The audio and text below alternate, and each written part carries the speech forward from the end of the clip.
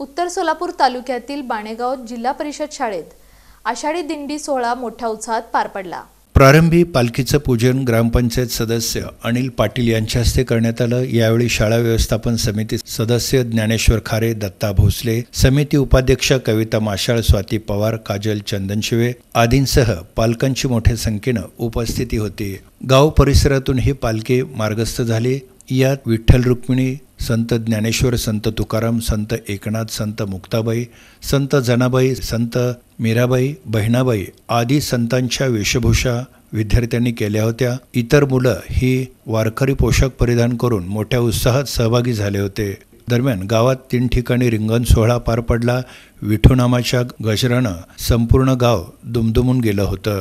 विद्यार्थिनींनी फुगडी खेळण्याचा आनंद लुटला। दरम्यान या आषाढी दिंडी सोहळ्याचं ठिकठिकाणी स्वागत करण्यात आलं। फुलं उधळून, औक्षण करून तसंच रांगोळ्यांच्या पायघड्या घालून, खाऊ वाटून प्रत्येकानंच दिंडीतील बालगोपाळांचं स्वागत केलं। कार्यक्रम यशस्वी करण्यासाठी शाळेच्या मुख्याध्यापिका ज्योती सुरवसे, वंदना गाडे, तुकाराम काळे, अफझल शेख, शिल्पा बहिर्जे, जयश्री साखरे, सारिका कलशेट्टी, स्नेहलता क्षीरसागर, कृष्णा बेळे, सोमनाथ गुंजोटे आदींनी परिश्रम घेतला।